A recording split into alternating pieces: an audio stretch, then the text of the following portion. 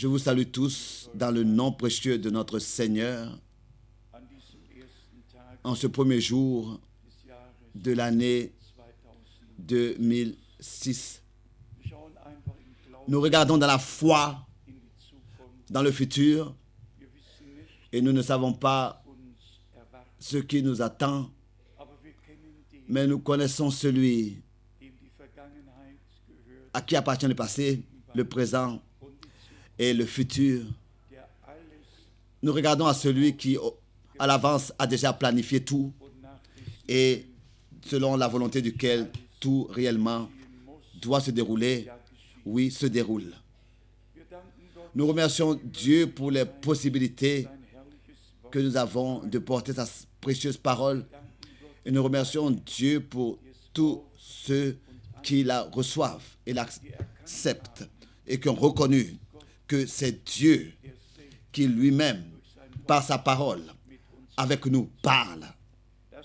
Et que ce ne sont pas des paroles d'hommes qui sont prêchées, et ce ne sont pas des interprétations qui sont transmises aux autres, mais la parole de Dieu dans sa forme originale.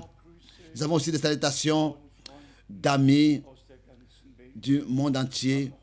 Aussi, nous avons ici de la visite de Népal, du Cameroun, de différents pays pour la première fois. Et nous remercions Dieu pour toutes les possibilités que nous avons, que d'autres frères ont, de nous visiter et ainsi écouter la parole du Seigneur et la prendre avec eux et la partager avec d'autres. Ensuite, le frère Manfred a appelé du Chili et me disait, frère Franck, nous avons suivi toutes les 5 heures de la réunion de hier. Nous avons vu et nous avons entendu et nous avons été bénis. C'est merveilleux aussi pour ces possibilités que nous avons de ce que le monde entier peut écouter la parole de Dieu. Est-ce que cela n'est pas la grâce de Dieu? Est-ce que cela a existé du temps de la Réformation, ou bien il y a 100 ans d'ici, ou bien il y a 50 ans d'ici? Dieu a au temps convenable accordé ces possibilités pour que la parole puisse réellement trouver son accomplissement, que l'évangile du royaume sera prêché à toutes les nations, les langues. Et là aussi, là où éventuellement, corporellement, nous ne pouvons pas y aller, et allons pas dans les différentes îles et partout où ça pourrait être, la parole de Dieu est envoyée et atteint les hommes. Et elle ne revient pas vite, sans effet, elle produit l'effet pour lequel elle a été envoyée. Et le jour d'aujourd'hui est pour moi un jour particulier avec une grande signification. C'était le 1er janvier en 1980, alors qu'avec l'ambulance, j'avais été envoyé à l'hôpital et ensuite, j'avais été abandonné par la médecine, par les médecins. Et qu'on m'a dit, c'est trop tard. Aujourd'hui, j'ai encore la photo. J'ai encore vu la photo que la sœur Inge, qui était infirmière dans l'hôpital dans lequel j'étais. Elle a fait cette photo autrefois et j'étais encore branché aux appareils et ma vie vraiment était accrochée sur un fil. Et c'est ainsi que le Seigneur, notre Dieu, a conduit réellement les choses ainsi qu'au moment même où ici, les choses allaient à la fin, j'ai été pris de mon corps et j'ai vu l'enlèvement, j'ai pris part à l'enlèvement et j'ai vu le troupeau habillé en blanc. Dans Dans le premier rang, il y avait seulement des frères et dans le deuxième rang, c'était déjà mélangé. Il y avait des frères et des sœurs. Tous étaient jeunes. J'estime qu'ils avaient 18 ans. Et à ce moment-là, je ne savais pas ce qui était écrit dans Job, n'est-ce pas? Dans Job, le chapitre 33, que nous serons ramenés dans notre jeunesse. Je savais que frère Branham, de son vivant, avait été pris à l'au-delà, dans le paradis, et qu'il avait vu tout ce qui était là-bas. Il les voyait jeunes. Et c'est ainsi que dans Job, chapitre 33, Job, chapitre 33, verset 25, il est écrit: et sa chair a plus de fraîcheur qu'au premier âge. Il revient au jour de sa jeunesse.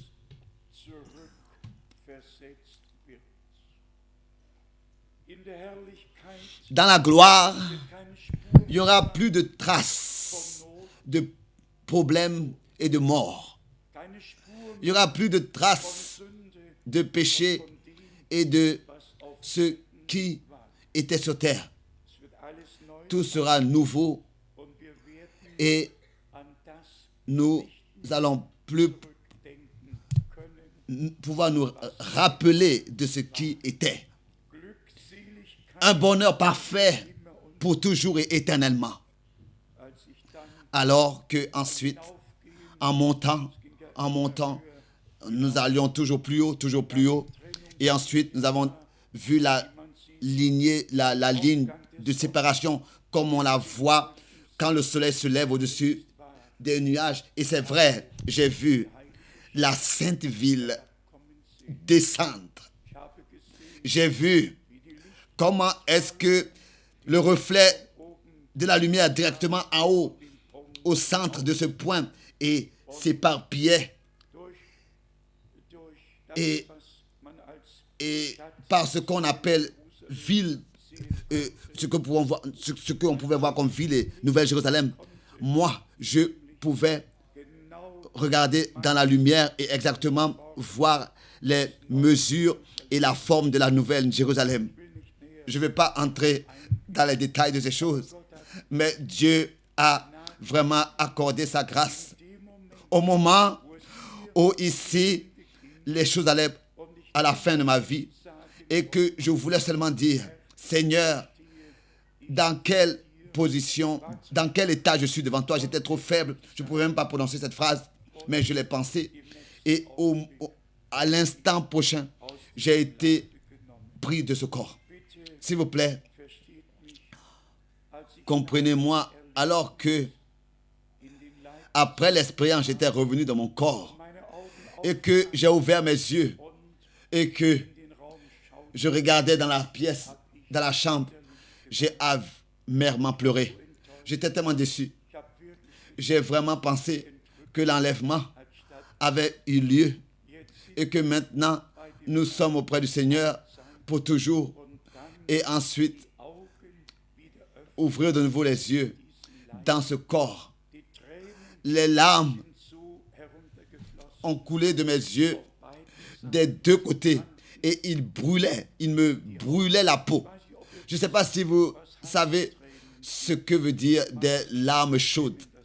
La plupart des gens ne savent même pas ce que c'est, des larmes chaudes.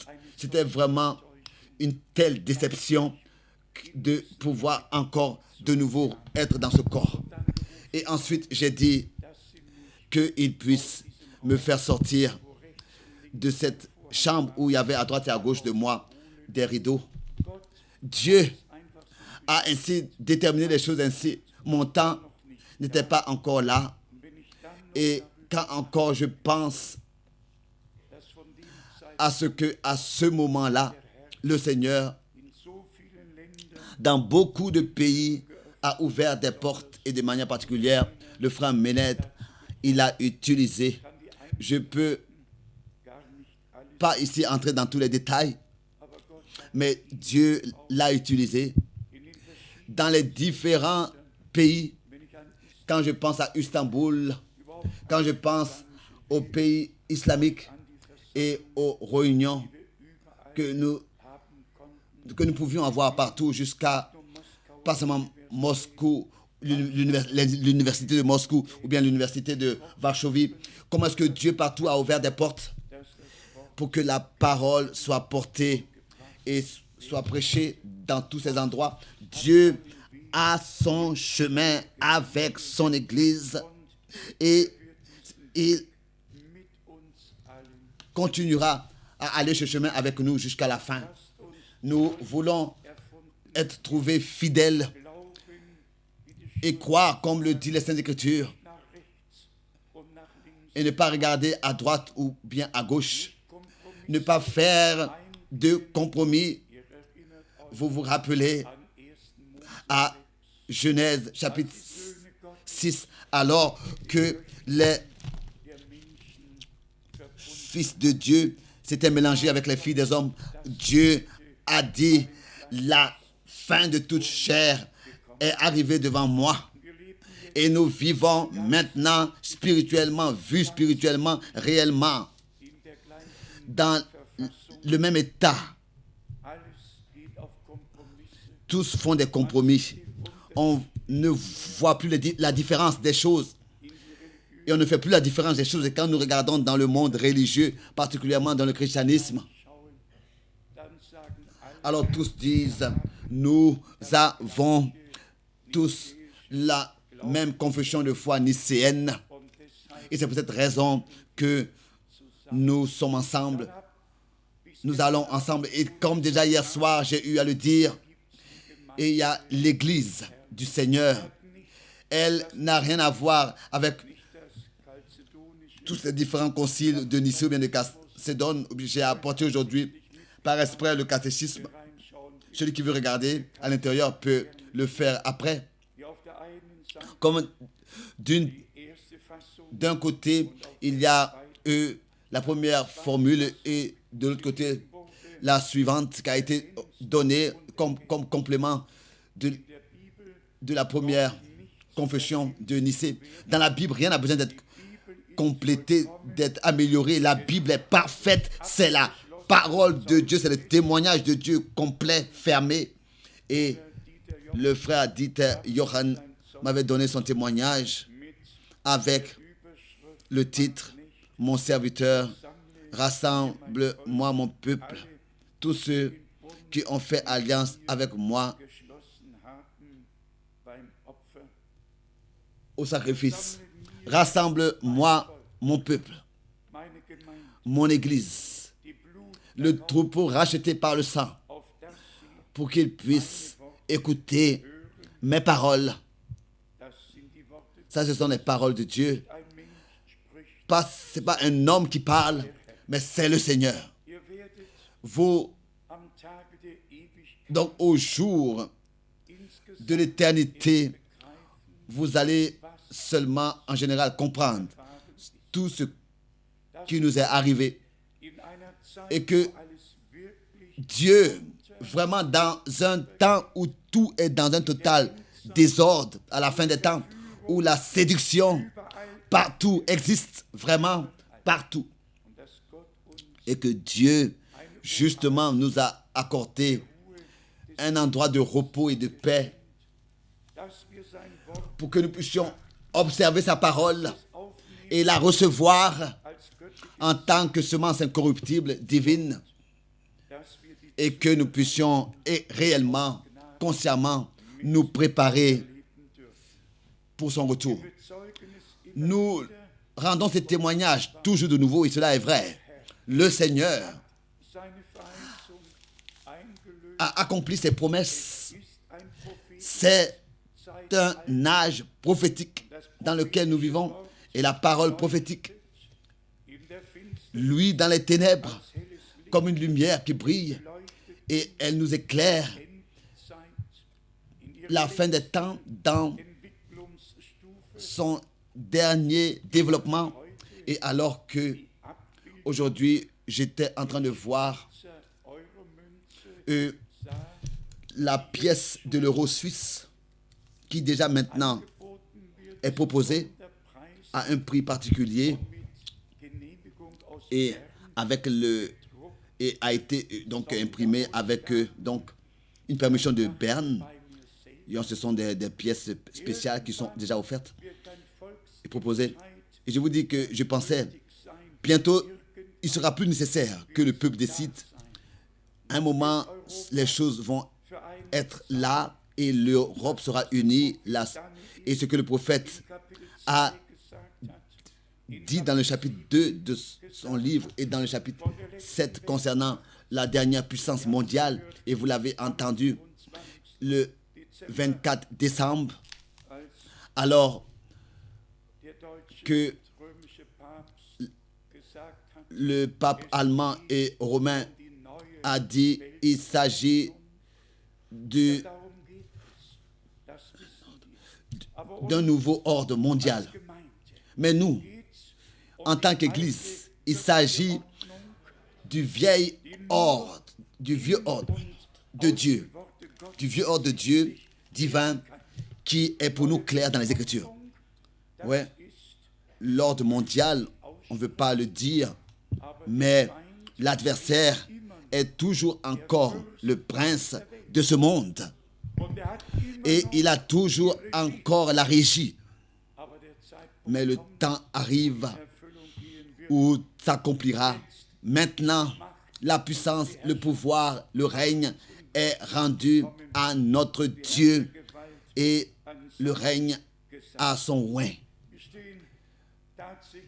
Nous nous tenons réellement très proches de l'accomplissement des dernières prophéties bibliques et nous remercions Dieu de ce que nous pouvons rester clairs et sobres et que tous restent sobres, effectuent normalement leur travail et jusqu'aujourd'hui encore, nous n'avons pas une unique fois, nous ne nous sommes pas laissés comme ça remarquer de manière désagréable. À l'intérieur du message, tous sont restés sobres et normaux et cela doit rester ainsi jusqu'à la fin. C'est ainsi que c'est écrit et c'est ainsi que cela doit demeurer pour que aucune opprobre ne soit apportée sur le nom du Seigneur, mais que tous nous puissions expérimenter notre préparation et dans ce monde rester sobre et clair, ordonner le jour quotidien normalement, le dimanche aussi, que réellement nous puissions ordonner tout de manière biblique. Les croyants sont en fait les gens les plus sobres qui existent sur terre. Oui, ça c'est vrai. Nous voulons lire et observer quelques versets bibliques. Premièrement, Ésaïe 53. Ésaïe 53. Ici, nous avons quelque chose qui nous est montré tout de suite à partir du verset 1. Ésaïe 53, verset 1. Qui a cru à notre prédication et à qui est-ce que le bras de l'Éternel a été révélé?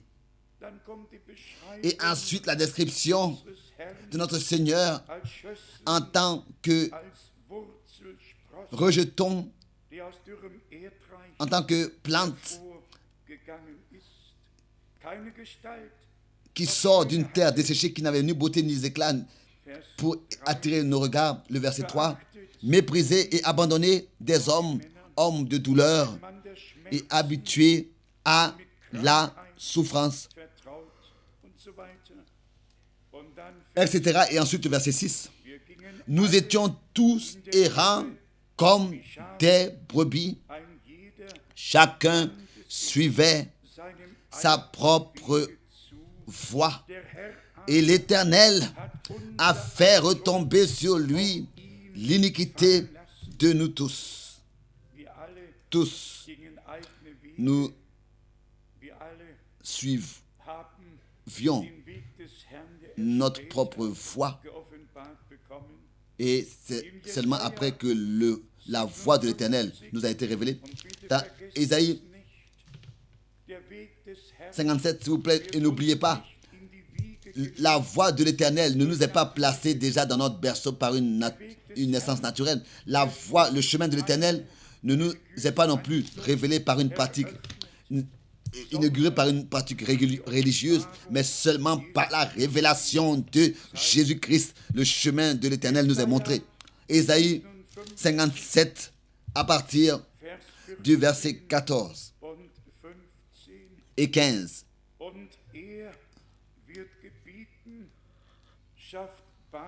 Et il ordonnera, frayez, préparez le chemin, enlevez tout obstacle du chemin de mon peuple.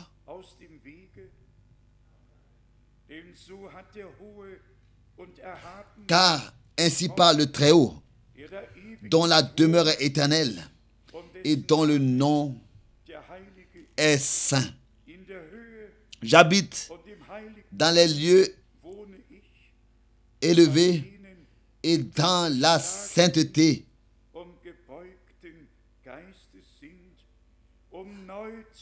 Mais je suis avec l'homme contrit et humilié, afin de ranimer les esprits humiliés, afin de ranimer les cœurs contrits.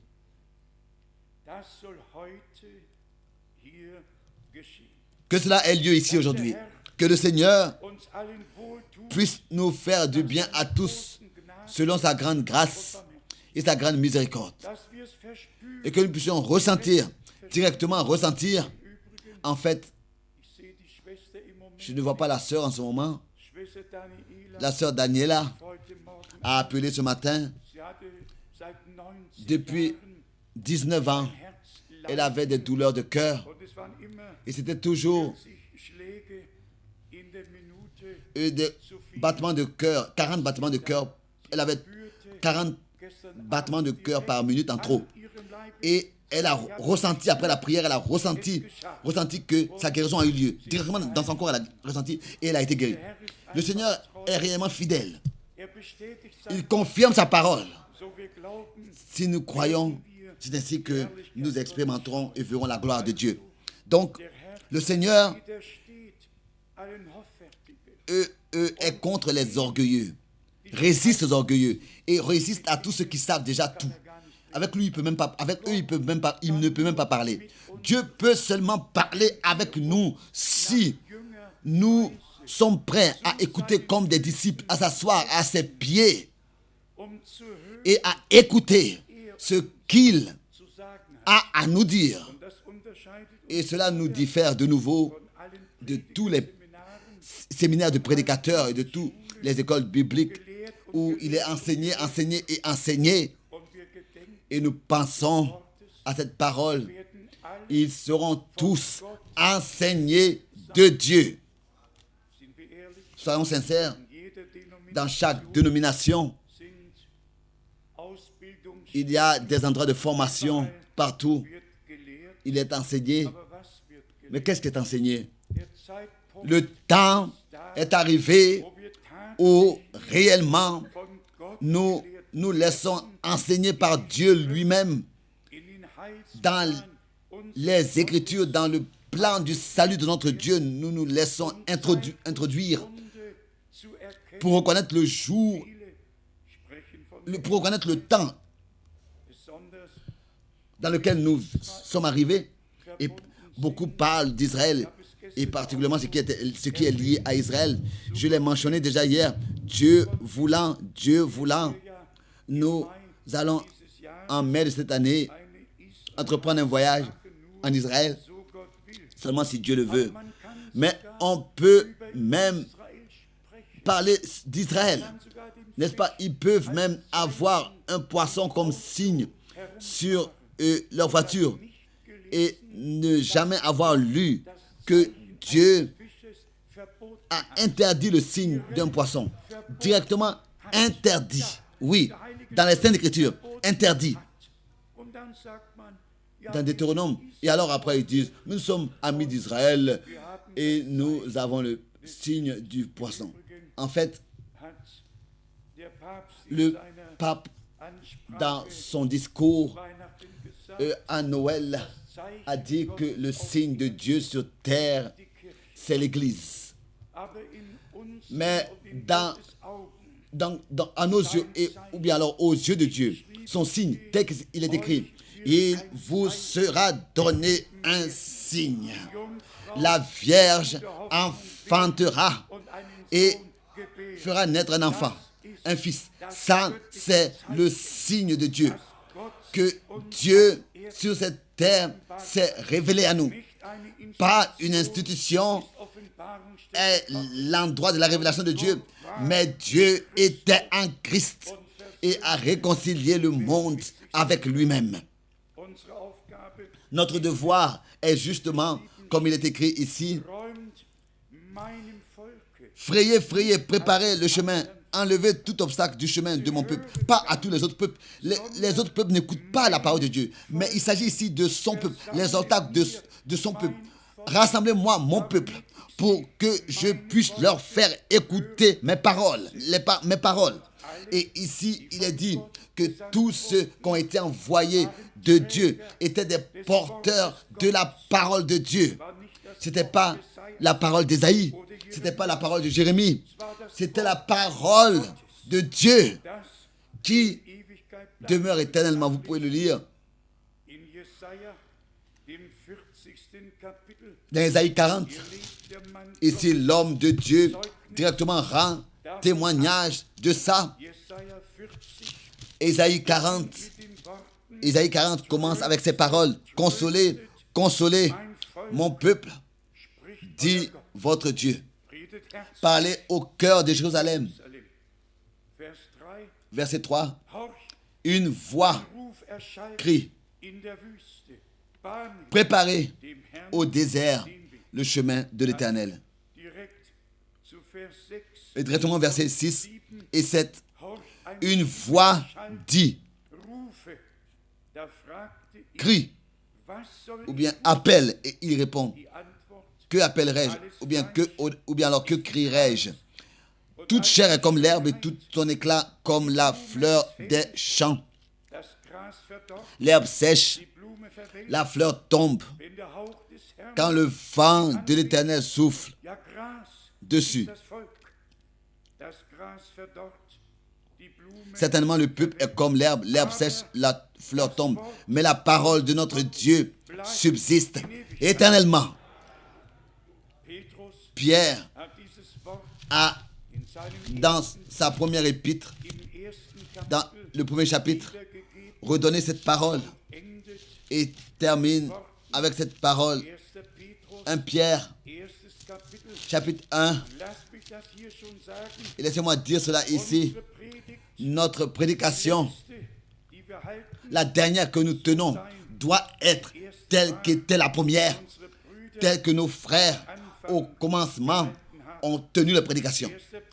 1 Pierre, chapitre 1, verset 22.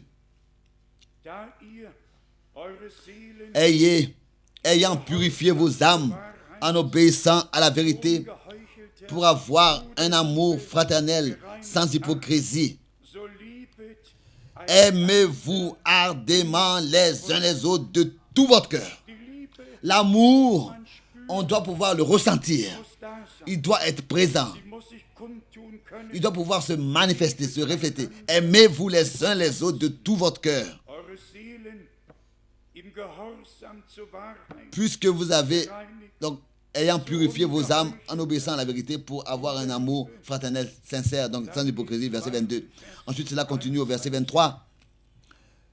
Puisque vous avez été régénérés, non par une semence corruptible, mais par une semence incorruptible, par la parole vivante et permanente de Dieu.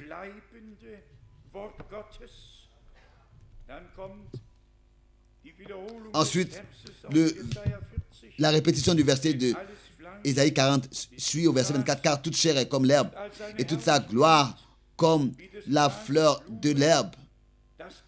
L'herbe sèche et la fleur tombe, mais la parole du Seigneur demeure éternellement. Et cette parole est celle qui vous a été annoncée en tant qu'évangile. Que ce soit les prophètes ou bien les apôtres, toujours, le même Esprit de Dieu a apporté la même parole de Dieu. Un accord, une harmonie totale, entier et parfait avec entre l'Ancien et le Nouveau Testament. Combien de fois on devrait encore le dire?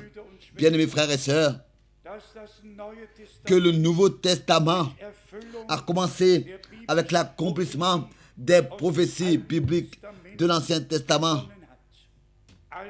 Tout avait été annoncé à l'avance, tout avait été prédit, tout avait été promis. Et ensuite, il est écrit dans Luc, le chapitre 3, Luc, chapitre 3, à partir du verset 2.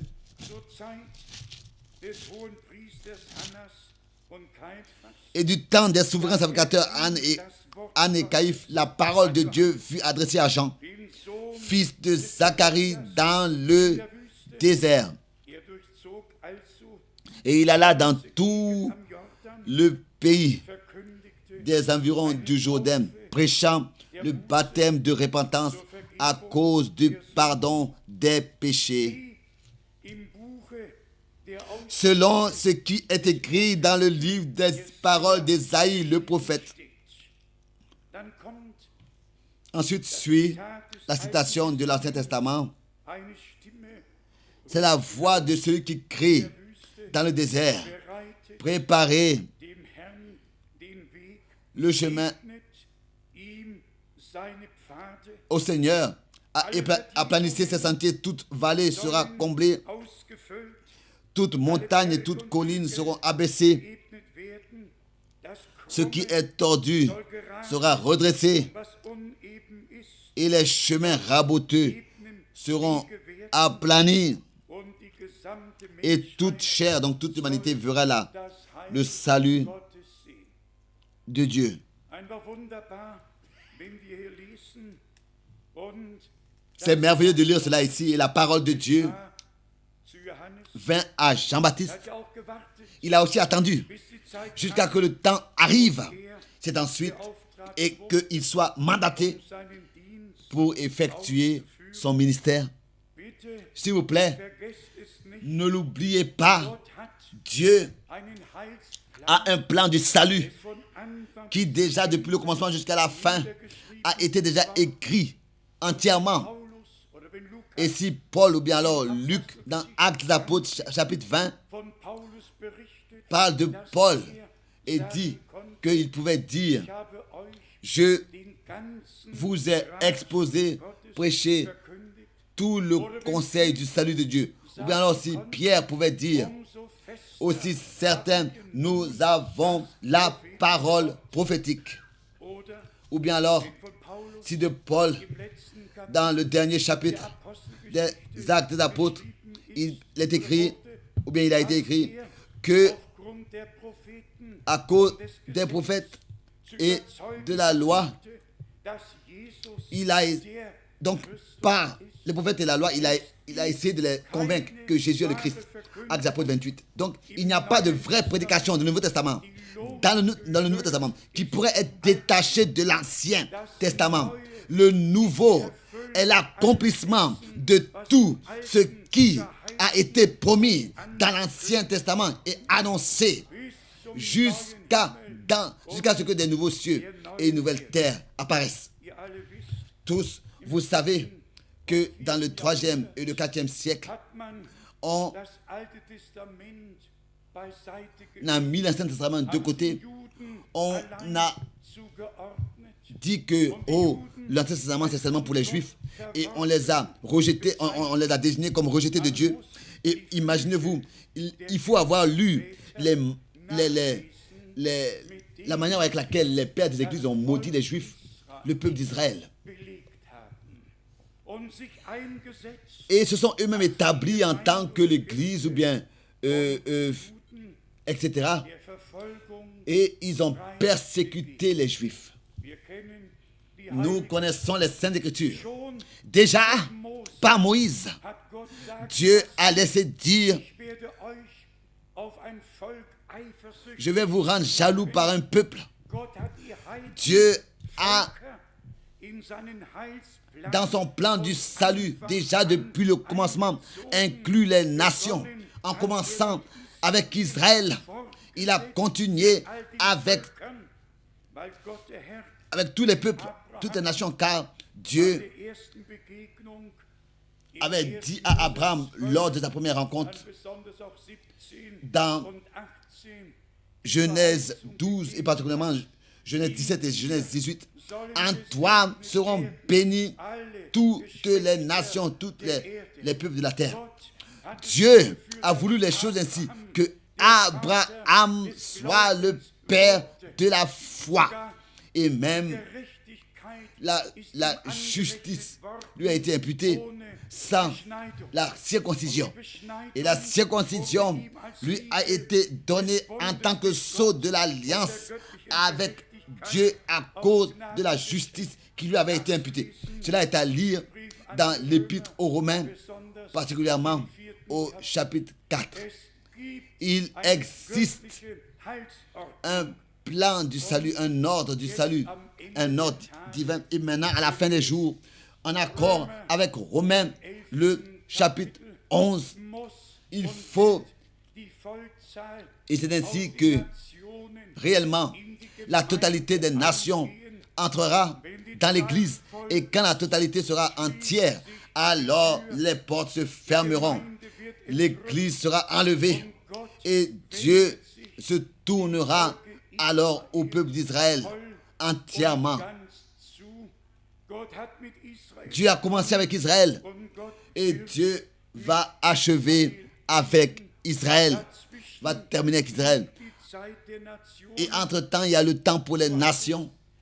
C'est ainsi que Jacques, dans Actes des Apôtres, le chapitre 15, à partir du verset 13, l'a décrit, que Dieu le Seigneur d'abord s'est acquis pour son nom un peuple de parmi les nations, et ensuite il se tournera de nouveau vers Israël. Cela est en accord avec ce que notre Seigneur dans Luc 24 au verset 21 a dit, que Jérusalem sera foulée jusqu'à ce que le temps de nation soit accompli. Dieu a conduit toutes choses ainsi et voulu toutes choses ainsi. Et dites-nous, si quand tout cela se passera, alors Israël sera rassemblé, et ça, c'est le temps alors duquel il disait, en vérité, je vous le dis, cette génération ne passera pas jusqu'à que tout soit accompli. Le ciel et la terre passeront, mais mes paroles ne passeront jamais. Donc, c'est un plan du salut de notre Dieu qui n'est pas enseigné quelque part, mais révélé par Dieu. Déjà, dans les Écritures, nos frères, au commencement, ce plan du salut a été révélé. Ce que maintenant, à la fin, nous devons savoir, leur a été révélé au commencement. Nos frères, dans la première génération, ont reçu ces choses-là entièrement révélées. Tout ce qui concerne le salut, le plan du salut de notre Dieu, jusqu'à l'achèvement de la rédemption. C'est ainsi que tout cela a été révélé à nos frères du commencement. Et Paul, déjà dans Éphésiens, le chapitre 5, particulièrement au verset 26 et 27, vient à parler de cela, que Christ, notre Sauveur et notre Rédempteur, fera paraître une église devant sa face, sans tache, sans ride, irréprochable. Aucun prophète va lui présenter l'église lui-même. Il a versé son sang, il a payé le prix et il appelle à sortir. Il se révèle à nous. Nous sommes à sa suite pour le suivre. Les prophètes et les hommes de Dieu peuvent montrer le chemin, mais c'est le Seigneur qui est le chemin. Les hommes de Dieu peuvent prêcher la vérité, mais c'est le Seigneur qui est la vérité. Il est la parole. Et au commencement était la parole. Et la parole était auprès de Dieu et a habité parmi nous. Passons particulièrement au psaume 110. Et là, je voudrais lire les premières paroles du psaume 110 pour nous représenter devant les yeux que dans l'Ancien Testament, tout laps de temps a été vu en un seul bloc, quoique 2000 années ou bien un tel laps de temps en tout avait été considéré. Écoutez bien ici le psaume 110, verset 1. Parole de l'Éternel à mon Seigneur. Est-ce que vous remarquez bien ici, celui qui a cette traduction, derrière le J, il y a un H majuscule et après, c'est un petit. Ici, il y a l'Éternel et après Seigneur. Ici, déjà, de l'Ancien Testament, c'est la révélation qui est rapportée aussi dans le Nouveau Testament. Parole de l'Éternel à mon Seigneur. Assieds-toi à ma droite jusqu'à ce que je fasse de tes ennemis ton marchepied. Cela n'est pas encore achevé. Pourquoi? Parce que Christ, en tant que roi, doit régner. Maintenant, il est encore dans l'Église. Laissez-moi vous lire cela de 1 Corinthiens, le chapitre 15. Comment est-ce que l'homme de Dieu a réellement ordonné les paroles de l'Écriture pour vous montrer, pour que personne se décourage et pense en soi-même, oh, Dieu n'a pas encore fait toutes choses. Dieu a fait toutes choses, mais seulement quand le temps est accompli, alors s'accomplit ce qu'il a déterminé et annoncé à l'avance dans son plan du salut. 1 Corinthiens, le chapitre 15, à partir du verset 20. Mais maintenant Christ est ressuscité des morts.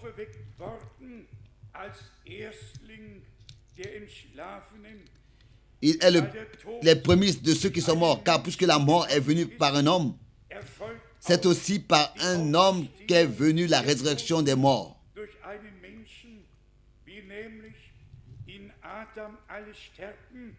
Et comme tous meurent en Adam, de même aussi tous revivront en Christ.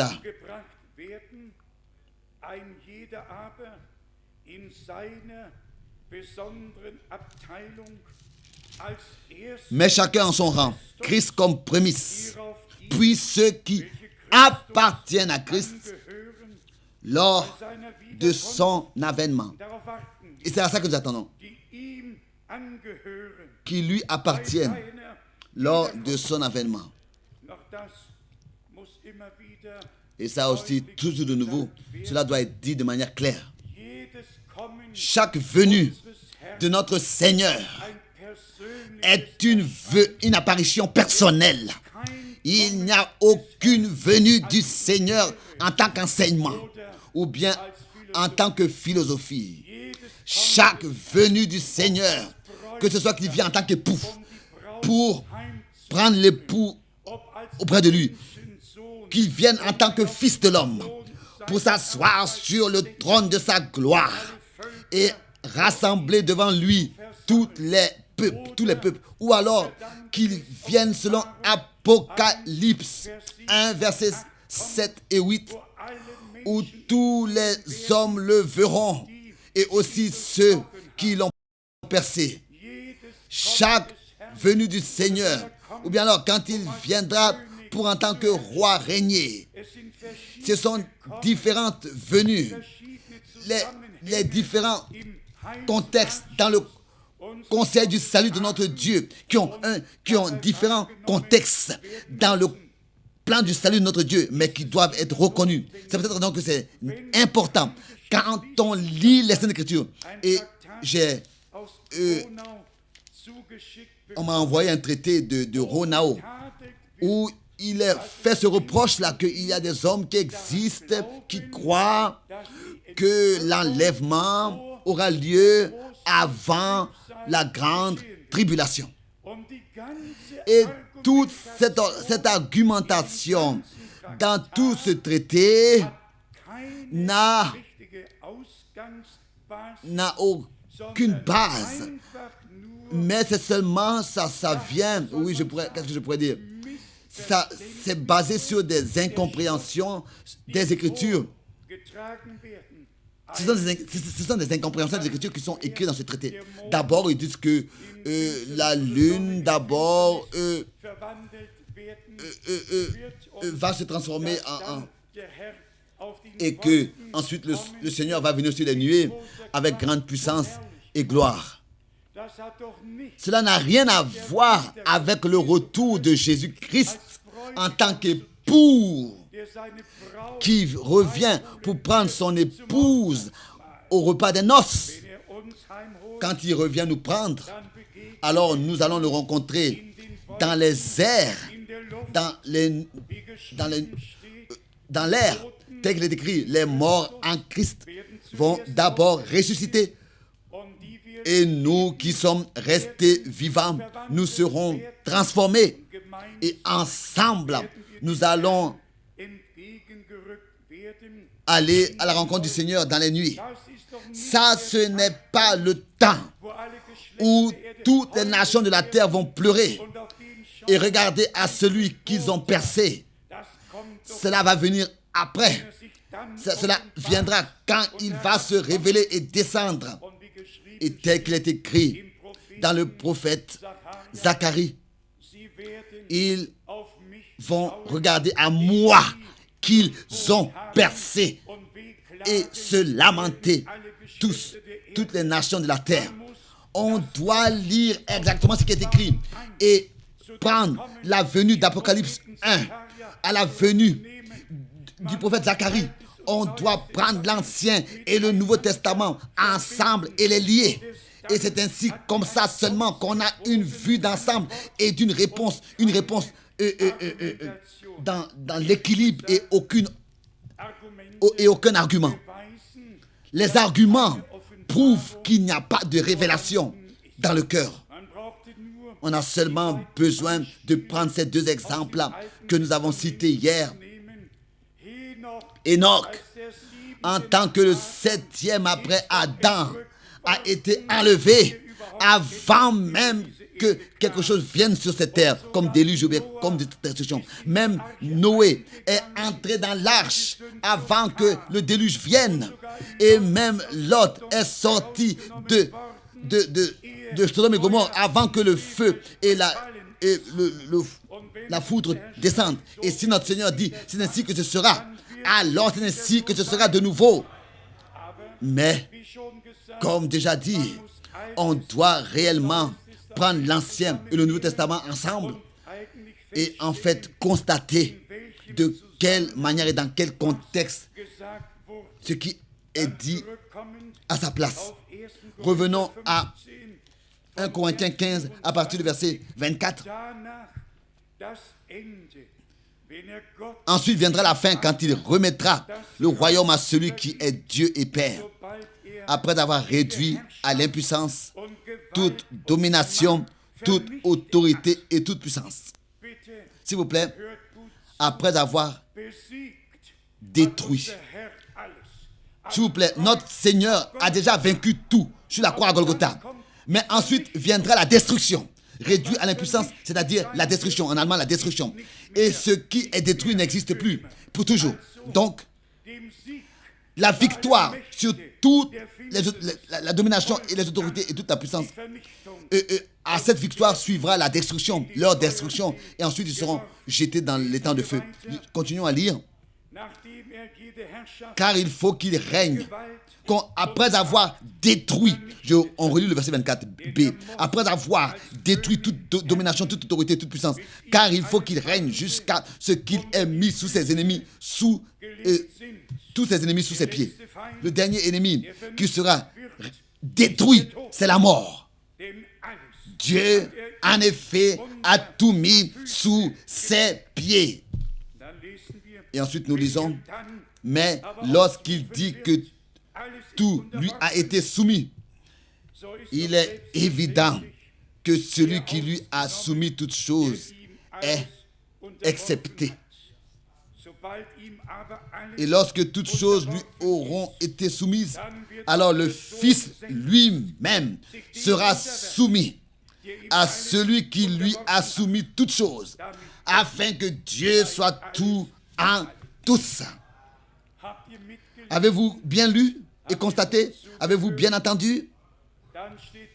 Alors il n'est plus écrit pour que le Père, afin que le Père soit tout en tous. Non, il est écrit afin que Dieu soit tout en tous. Bien-aimés frères et sœurs, s'il vous plaît, respectez cela. Maintenant, il s'agit que nous puissions respecter chaque parole de Dieu et la lire telle que c'est écrit. Ne pas remplacer un mot par un autre et accepter tel que c'est écrit et formuler tel que c'est écrit pour que cela nous soit révélé. Regardez, dans les 4000 années depuis Adam jusqu'à Christ, aucun homme s'est adressé à Dieu en tant que Père Céleste dans l'Ancien Testament. Personne a non plus parlé d'un fils dans l'Ancien Testament, ou bien se serait adressé à un fils dans l'Ancien Testament. Des milliers de fois dans l'Ancien Testament, de Genèse 2, verset 4, et par toutes les Saintes Écritures, il a toujours été dit dans l'Ancien Testament, Dieu le Seigneur, Dieu le Seigneur. Elohim Yahvé, l'Éternel.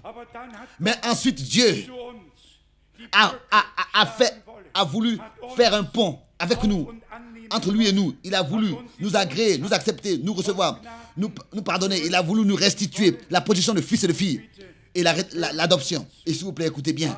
Adam était un fils de Dieu créé. Il n'est pas issu de la nature de Dieu. Il n'est pas sorti de Dieu. Il a été créé par Dieu. Mais Jésus-Christ est sorti de Dieu. Il est issu de Dieu. Je lui serai père, il me sera fils. Tel que tous les fils sortent de leur père, c'est ainsi que le fils est sorti du père. Vous pouvez tous le lire. Le psaume 2, verset 7. 2 Samuel, chapitre 7, verset 14.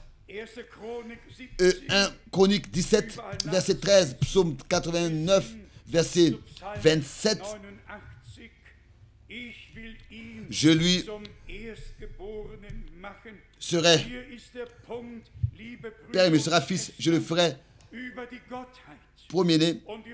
Ici, justement, il s'agit de la divinité et de toutes les différentes révélations de Dieu. Sur cela, on n'a pas le droit de se disputer et de discuter. Il faut que les différentes révélations de Dieu soient vues en relation avec les différents contextes du conseil du salut. Pourquoi est-ce que notre Seigneur porte les 4 titres de fils? Matthieu 1, verset 1 dit « Fils de David, fils d'Abraham ». Dans le premier verset du Nouveau Testament, notre Seigneur et Rédempteur est le fils d'Abraham et fils de David. Pourquoi? On doit repartir à Abraham. Qu'est-ce que Dieu a dit et promis à Abraham? On doit repartir à David. Qu'est-ce que Dieu a promis à David? L'édifice dans l'Ancien Testament jusqu'à son accomplissement dans le Nouveau Testament forme le fondement sur tout ce que Dieu a promis, sur le fondement sur lequel tout ce que Dieu a promis s'accomplit et est manifesté, bien sûr aussi fils de l'homme et fils de Dieu, comme souvent nous devions le dire. En tant que fils de David, il est roi. Voici ton roi vient à toi sur une ânesse. En tant que fils de l'homme, il est le prophète. Un prophète comme moi vous sera suscité de l'Éternel, votre Dieu, parmi vos frères. Pas seulement Deutéronome 18, mais Actes des Apôtres aussi. Le chapitre 2 et chapitre 3 est confirmé. Et ainsi, il est écrit, et chaque âme qui n'écoute pas ce prophète sera retranchée du peuple de Dieu. Du peuple. Ensuite, en tant que fils de Dieu, il est rédempteur. Mais quand tous ces différents devoirs-là seront accomplis et que, en tant que fils et filles de Dieu, nous serons achevés, transformés à son image et que nous nous tiendrons, apparaîtrons devant le trône, alors personne ne s'adressera, n'aura besoin de dire quelque chose au Fils et personne n'aura besoin de s'adresser au Père. Alors tout ce sera accompli et alors Dieu est tout en tous et nous sommes pour toujours auprès de lui. Et alors s'accomplira ce qui est écrit dans Apocalypse, le chapitre 21. Je lui serai père et il me sera fils. Mais cela est rapporté à nous, l'Église. C'est vraiment important que nous puissions, dans toutes ces différentes relations liées, dans toutes ces différentes relations, le voir dans le conseil du salut. Par exemple, dans le psaume 110, assieds-toi à ma droite jusqu'à que j'ai placé tout sous ton marchepied, tous tes ennemis. Vous pouvez le lire dans Actes des Apôtres, alors que Étienne avait vu le Seigneur. À droite, il n'avait pas vu en tant que fils de Dieu ou bien en tant que fils de David, en tant que fils d'Abraham. Il a vu en tant que fils de l'homme. Je vois le fils de l'homme à la droite du trône. Pourquoi? Si vous allez dans Apocalypse 1, en tant que fils de l'homme, il marche au milieu des 7 chandeliers d'or. Ça, c'est l'âge prophétique dans lequel nous vivons. Laps de temps prophétique dans lequel nous vivons. Mais en même temps, il est grand sacrificateur. Selon l'ordre de Melchisédek. Alors que notre Seigneur, en tant que Melchisédek, dans Genèse 14, avait rencontré Abraham avec du pain et du vin. Il n'avait pas encore il n'avait encore ni père ni mère. Il n'avait pas eu de commencement de ses jours, encore moins une fin. Hébreux, chapitre 7, à partir du verset 1. Cela aussi, ça ne suffit pas ici de seulement lire Genèse 14 et de faire cette remarque, de lire cette remarque de Scofield, un traducteur connu partout, qui simplement écrit dans son commentaire en bas, Melchisédek était un roi inconnu dans la région. Imaginez-vous une telle chose. Donc, tout est basé sur la révélation. Melchisédek n'est pas un roi inconnu. Il est le roi des rois. Il est le Seigneur des seigneurs. Et nous voyons de quelle manière merveilleuse Dieu a ordonné et dirigé toutes choses. Et soyez sincères. Si nous n'avions pas Hébreux 7 et que nous ne lions pas Hébreux 7 à Genèse 14, mais que nous interprétons ici et là, non. Pas, ne plus interpréter et ne plus inventer, mais aller d'écriture en écriture, de parole en parole. Et c'est ainsi que nous devons laisser seulement les Écritures parler et aller de l'Ancien au Nouveau Testament et voir l'harmonie de la parole de Dieu. Donc, notre Seigneur, en tant que roi, régnera. Après le souper des noces, il revient avec les siens. Et c'est ainsi qu'avec lui, nous régnerons 1000 ans. Et dans ces 1000 ans, ça je vous promets, Dieu va lui-même prendre soin de l'ordre. Et ce qui n'est pas encore accompli à l'intérieur de ces 1000 ans, alors cela va devenir une réalité à la fin. Quand l'adversaire, encore une fois, pour la dernière fois, élèvera sa puissance et séduira et voudra revendiquer son droit. Apocalypse, chapitre 20. Quand l'adversaire, encore une fois, sera délié à la fin des 1000 ans, Apocalypse 20, alors sera manifesté qui a vaincu réellement. Alors sera manifesté où est-ce que Satan et toute sa puissance appartient. Alors, une fois pour toutes, l'ordre sera mis et il sera jeté dans le temps de feu, dans le temps qui brûle de feu et de foudre. Et nous n'entendrons plus jamais parler de lui dans toute éternité. Bien-aimés frères et sœurs, Dieu fait toutes choses nouvelles. Avant que des nouveaux cieux et une nouvelle terre viennent, il veut en toi et en moi faire toutes choses nouvelles. Nous pouvons que prêcher la parole de Dieu. Et ceux qui croient la parole expérimentent l'action surnaturelle de l'Esprit de Dieu. Croyez-moi, le Seigneur ne parle pas à notre intellect, à ce que nous puissions efforcer notre réflexion. Non, il s'adresse à notre cœur par sa sainte parole et il nous révèle sa sainte volonté. Et au moment où nous recevons par sa parole la relation avec Dieu, où directement il peut parler avec nous, où on ne dit pas « Ah, ça c'est Paul qui l'a dit » ou bien « Ça c'est Pierre qui l'a dit », mais où réellement nous pouvons dire « Ça c'est Dieu qui a à nous dire par sa parole ». Alors les choses changent. Alors il n'y a plus de critique. Et ce n'est pas une critique, s'il vous plaît. Regardez dans les églises autour de vous, dans les églises libres, aux femmes, il leur semble qu'on leur a ôté leurs droits parce que Paul a dit « Je ne permets pas à la femme, à aucune femme, d'exposer des enseignements, d'enseigner. » Et il n'y a pas de raison pourquoi elle devrait le faire. Imaginez-vous, si Dieu avait pu donner quelque chose de mieux à une femme que de lui donner toute la responsabilité pour la famille. Chaque femme qui est à l'œuvre dans sa famille, elle est occupée des deux mains. Elle a plein à faire. Elle n'a pas besoin de se mélanger dans la politique et dans la religion. Pourquoi? Mais les gens, ça les dérange. Pourquoi? Parce que c'est écrit dans la Bible. En fait, avez-vous lu ce prédicateur pentecôtiste en Suède qui avait prêché contre l'homosexualité? On l'a mis en prison 6 mois.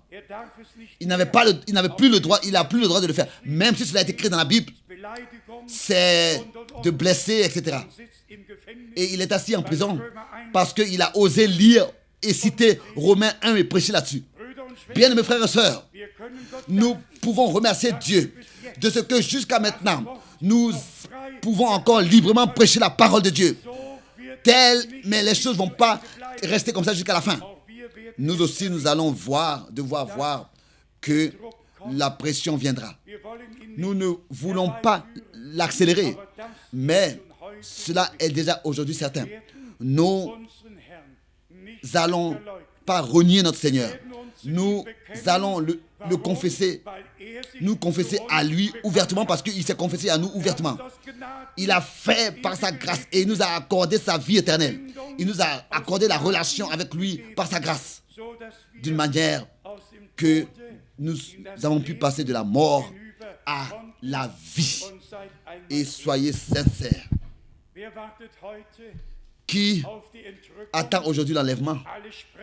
Tous parlent de la fin des temps et peuvent même inclure Israël dans leur programme. Et cela peut se passer que de telles personnes disent « Nous devons repartir à nos racines ». Et ensuite, il est écrit en gros caractères « Nos racines sont les racines juives ». Non, ça c'est pas juste. Nous avons été de cette racine de laquelle nous avons lu tout à l'heure. Et nous ne repartons pas à Jérusalem pour être sauvés. Notre Jérusalem est en haut. C'est elle notre mère, comme c'est écrit par Paul dans Galates. Notre Jérusalem est en haut, est au ciel. Et si ensuite on lit que Ésaïe chapitre 2 est revendiqué, que la parole sortira de Jérusalem et l'enseignement de la montagne de Sion. Je vous pose la question aujourd'hui, et cela en présence de Dieu. Qu'est-ce que nous avons prêché ici? Est-ce que nous avons prêché ce qui vient de Rome, ou bien prêché la même parole qui est sortie de Jérusalem, de la montagne de Sion, où l'infusion, le déversement du Saint-Esprit a eu lieu, et les premiers milliers de personnes qui se sont rassemblées sont venues pour écouter la parole du Seigneur, sont devenus croyants et se laisser baptiser. Beaucoup repartent à Jérusalem et propagent ensuite de Jérusalem toutes sortes d'interprétations, leur propre message et leur propre connaissance. Non, Dieu nous a accordé la grâce d'être reconduits au commencement, réellement, seulement de croire ce que les Écritures disent, et c'est-à-dire confirmer au moins par 2 ou 3 versets ou autres témoins. Et nous avons toujours de nouveau mentionné cela. Un seul verset biblique peut être pris par l'adversaire lui-même. Et il peut dire, il est écrit. Pensez aux 3 épreuves principales de notre Seigneur. L'adversaire vint et a dit, il est écrit. Et notre Seigneur a dit, il est aussi écrit. Et l'adversaire vint de nouveau et dit, il est écrit. Et le Seigneur a de nouveau répondu, l'adversaire utilise les Écritures pour faire chuter l'homme. Mais le Seigneur utilise sa parole pour nous faire sortir de l'erreur et nous ramener dans la vérité. Et c'est peut-être raison qu'il est écrit, vous reconnaîtrez la vérité et la vérité vous rendra libre. Donc, nous devons revenir à la prédication vraie et correcte telle qu'elle existait au commencement. Un seul Dieu, d'éternité en éternité. Plus qu'un seul n'a jamais existé. Et plus qu'un seul, cela n'existera jamais.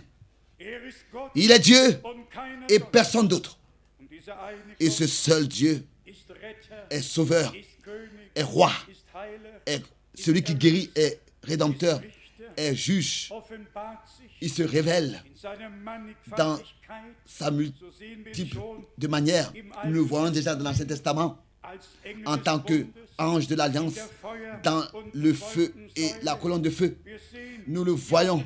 Nous voyons les révélations du Dieu invisible devenant visible dans tout l'Ancien Testament déjà. Et les prophètes ont vu le Dieu invisible assis visiblement sur le trône, le Dieu invisible qui est esprit, qu'aucun homme peut voir, qui habite dans une lumière dans laquelle aucun homme a accès. Il s'est révélé de manière visible et il s'est assis sur le trône. Cela est à lire dans Ésaïe chapitre 6. Ésaïe a vu le Seigneur sur le trône et l'armée céleste autour de lui. Le prophète Ézéchiel, dans le premier chapitre, voit Dieu le Seigneur assis sur le trône, pas dans l'éternité, en tant qu'esprit, dans cette forme de plénitude, de lumière et de vie, où aucun homme a accès, mais dans sa révélation, non, mais dans sa révélation, dans laquelle il venait aux hommes, particulièrement aux prophètes, dans laquelle il a parlé particulièrement aux prophètes. Et c'est ainsi que, et si nous voulons savoir exactement, ici il y a le grand mystère, que le même qui marchait dans le jardin d'Éden, qui a visité et a créé Adam à son image, est devenu homme. Le même est devenu homme dans ce monde, dans un corps de chair. Il est né emmailloté dans une paille, dans la paille, dans un berceau, pour te racheter toi et moi, pour verser son sang et pour nous ramener dans la position de fils, pour que nous puissions être transformés à son image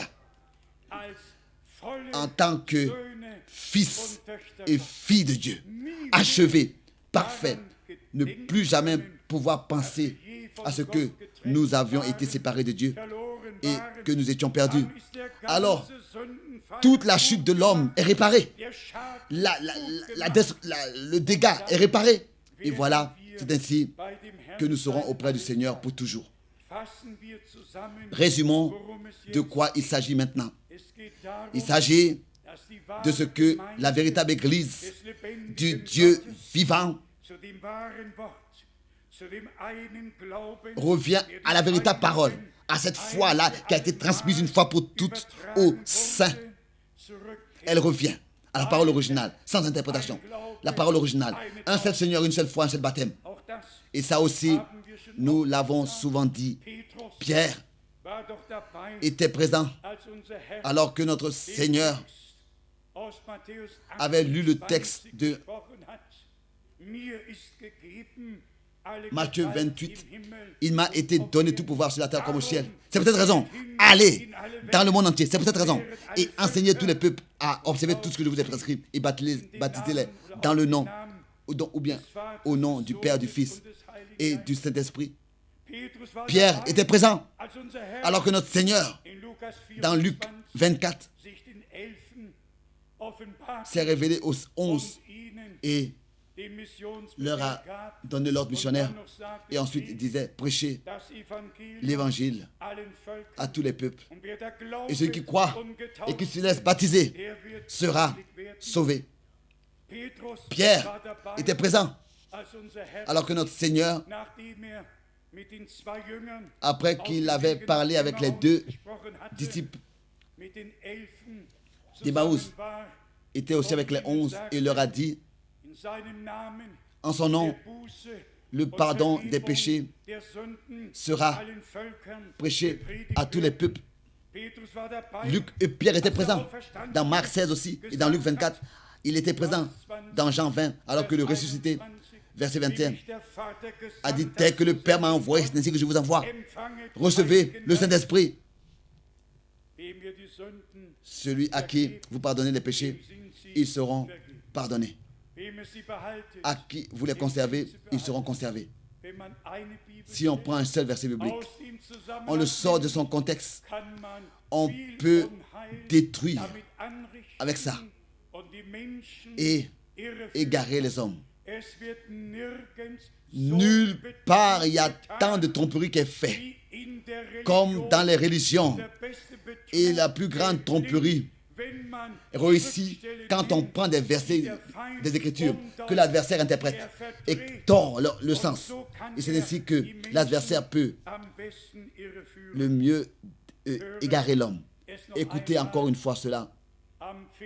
Le jour de la Pentecôte, après le déversement du Saint-Esprit qui avait déjà été annoncé à l'avance dans l'Ancien Testament et promis dans le prophète Joël. Je répandrai de mon esprit sur toute chair dans les derniers jours.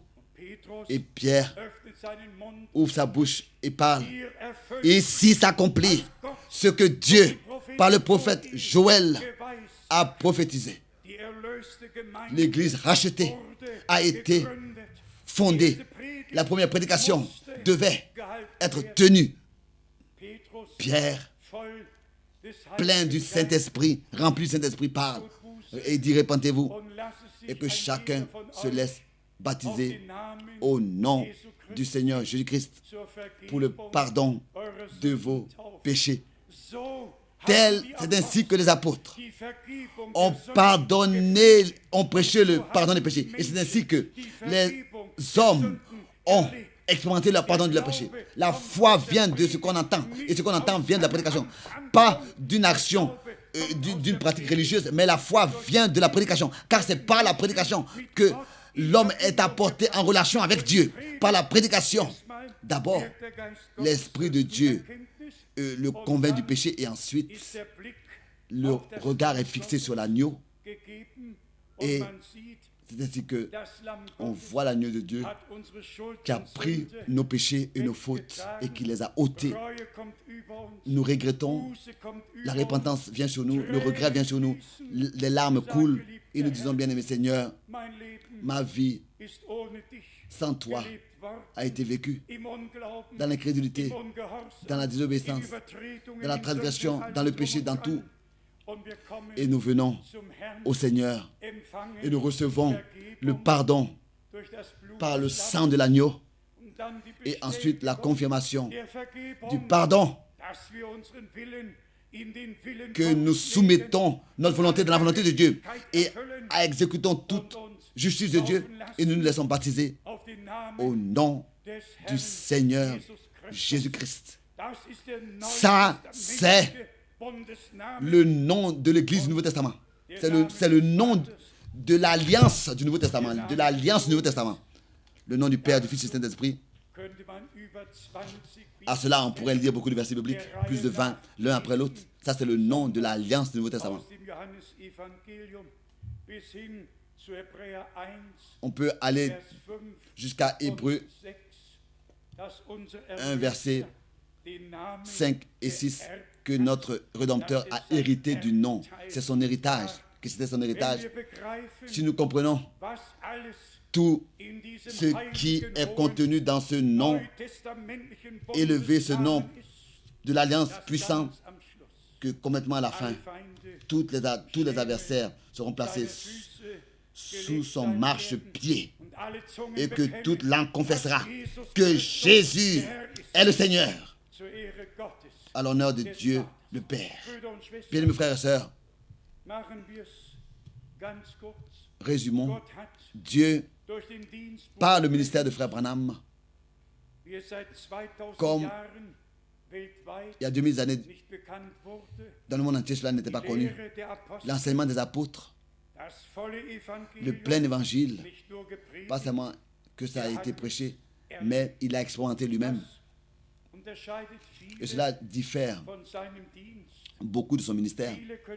Beaucoup disent, nous avons le plein évangile, et cela n'est pas vrai dans la réalité.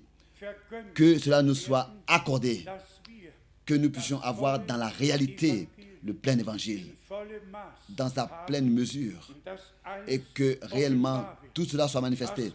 Tout ce qui nous a été accordé et acquis par Golgotha, tout ce qui nous appartient. Est-ce que Dieu ne nous donnera pas toutes choses aussi avec lui? Est-ce que cela est vrai, ce qui est écrit dans Éphésiens 1, au verset 3, que Dieu nous a bénis de toute bénédiction qui existe dans les lieux célestes en Christ? Il nous a bénis en Jésus-Christ, notre Seigneur. Nous voulons croire et attendre plus. Directement maintenant, au premier jour de cette année.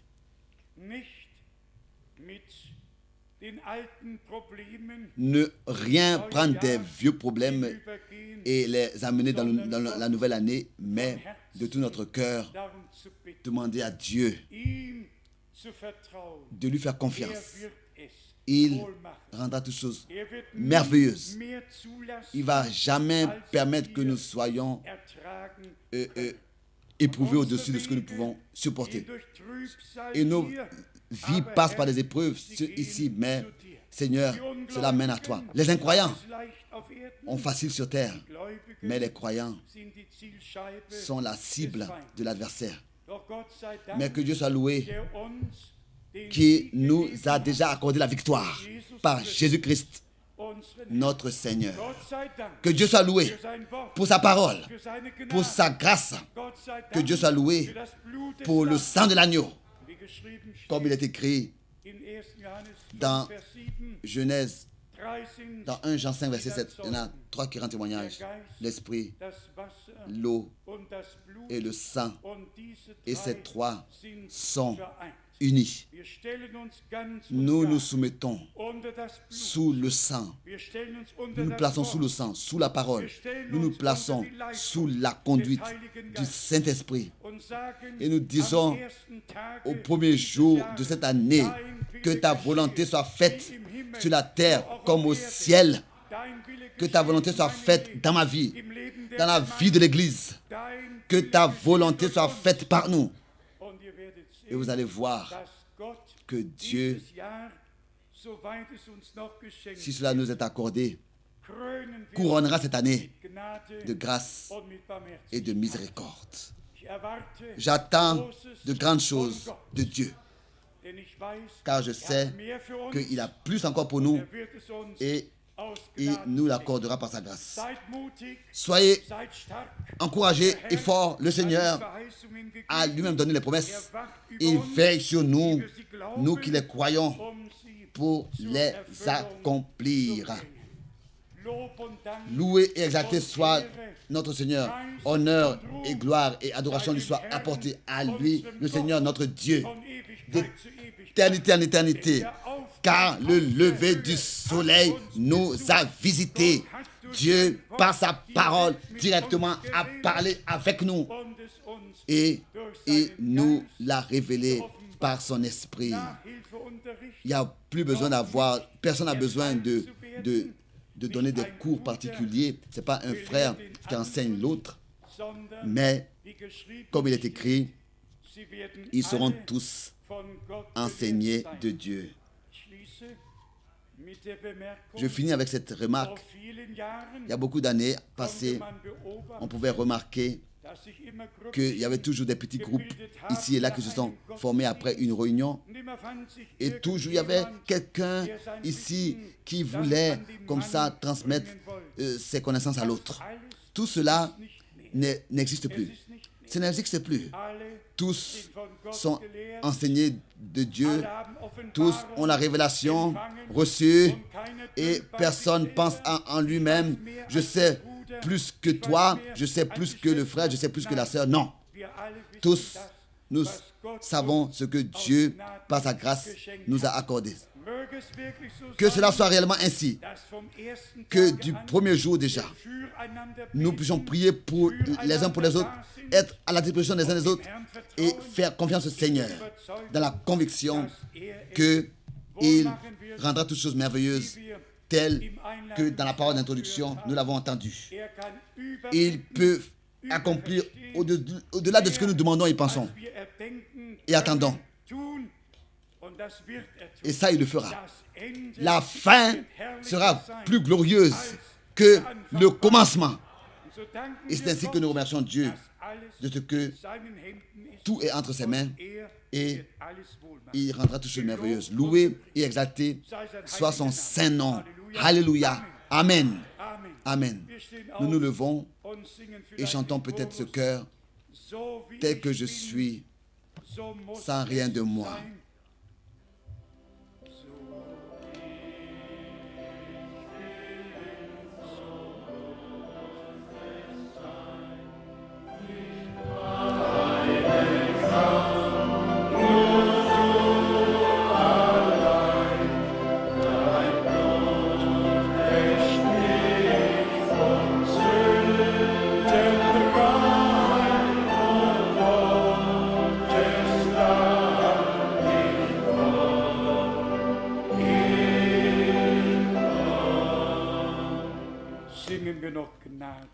Chantons encore grâce, grâce. Gnade, anstatt Gericht Jesu lieb und Tod. Gnade, Gnade, Gnade, viel größer als Grâce plus grande que mes fautes. Nous courbons les têtes pour la prière. Je me demande